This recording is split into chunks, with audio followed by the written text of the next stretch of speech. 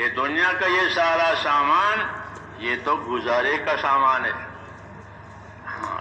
کھایا ختم ہو گیا، پہنا پرانا ہو گیا، استعمال کیا تو پھر وہ کمزور ہو گیا، یہ گزارے کے یہ اثرات پڑتے تھے. فَإِنَّمَا هَذِهِ الْحَيَاةُ الدُّنْيَا مَتَاعٌ، یہ دنیا تمہارے گزارے کا سامان ہے، اس میں تم گزر جاؤ گے اور وہ پرانی بھی ہو جائے گی، پھٹ بھی جائے گی، ٹوٹ بھی جائے گی.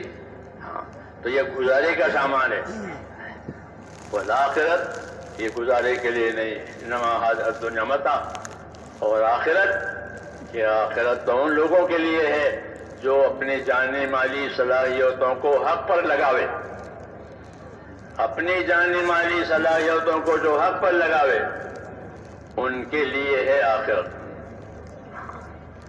یہ ہم کو رہبری دی ہے کہ آخرت کس کے لیے ہے، کہ جو اپنی جانی مالی صلاحیتوں کو آخرت پر لگاوے. اس لیے دعوت آخرت بنانے کی ہے کہ اپنی دنیا سے اپنی آخرت بناؤ. پہلا سبب اپنی دنیا سے آخرت بنانے کا وہ ایمان ہے، اللہ سے تعلق ہے. کہ اللہ سے تعلق پیدا کرو بندگی کا، کیونکہ بندگی اور عبادت یہ اللہ کا حق ہے ہم پر. یہ حدیثوں میں کہ اللہ کا حق ہے کس پر، کہ بندوں پر. وہ کیا حق ہے؟ کہ اللہ کا حق بندوں پر یہ ہے کہ وہ اللہ کی عبادت کرے اور اس کے ساتھ کسی کو شریک نہ کرے. یہ اللہ کا حق ہے. اللہ کے حقوق سمجھانے کے لیے ہی اللہ کا نبی آتا ہے، کیونکہ ہم کو نہیں معلوم اللہ کے کیا حقوق ہے. ہم کو تو اپنی حاجتیں معلوم ہوتی ہیں، اپنے راحتیں معلوم ہوتی ہے، طبیعت تقاضا کرتی ہے ان چیزوں کی، اس لیے وہ معلوم ہو جاتی ہے. لیکن اللہ کا کیا حق ہے وہ نبی بتاتا ہے کہ اللہ کا حق یہ ہے کہ اسی کی عبادت کی جائے گی، اس کے ساتھ کسی کو شریک نہیں کیا جائے گا. اپنے آپ کو بندہ بنا کر زندگی گزارنے ہے.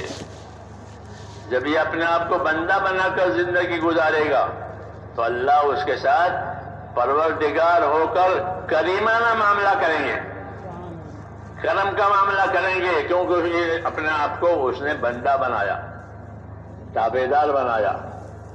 حضور صلی اللہ علیہ وسلم کی نصیحتوں میں اور آپ کے بیانوں میں یہ بات ہے کہ اس طرح کی زندگی ہوئی تو اللہ زندگی کے حالات صحیح کر دیں گے. کیوں؟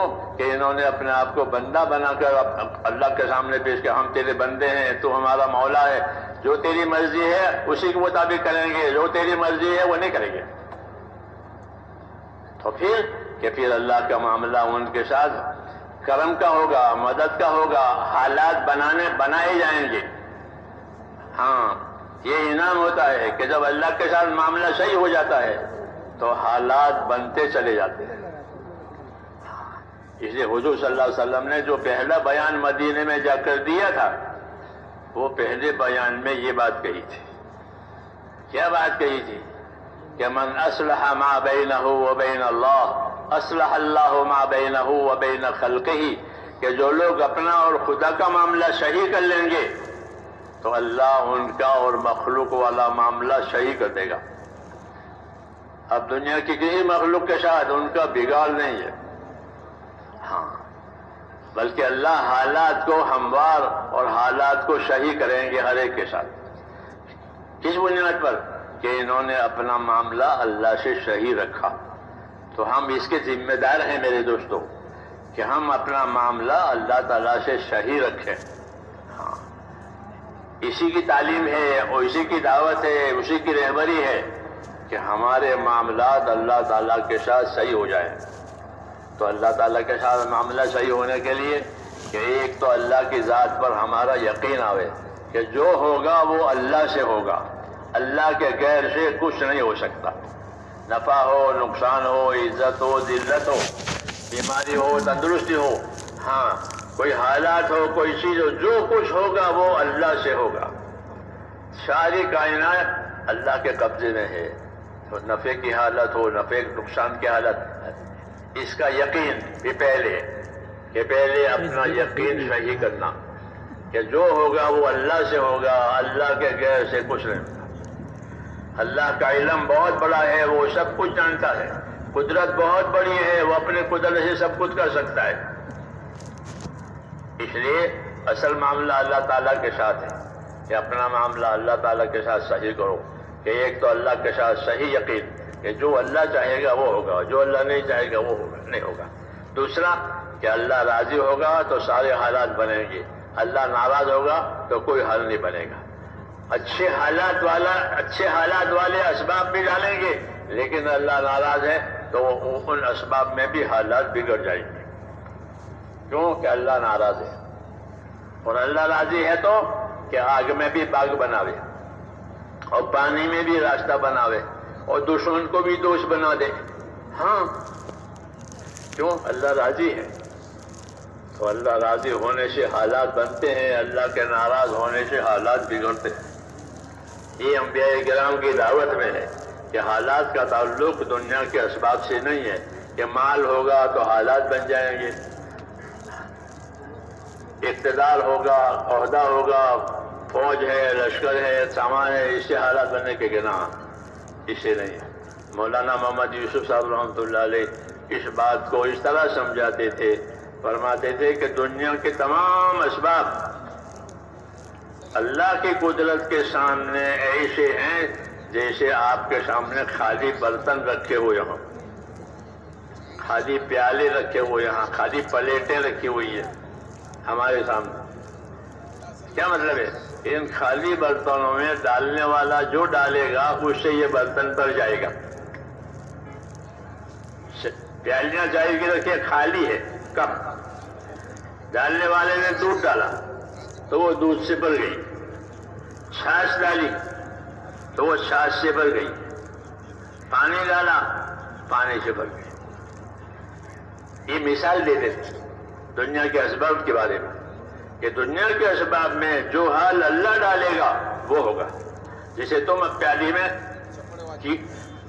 دودھ ڈالو تو پیالی دودھ سے بھر جائے گی، پانی ڈالو تو پانی سے بھر جائے گی۔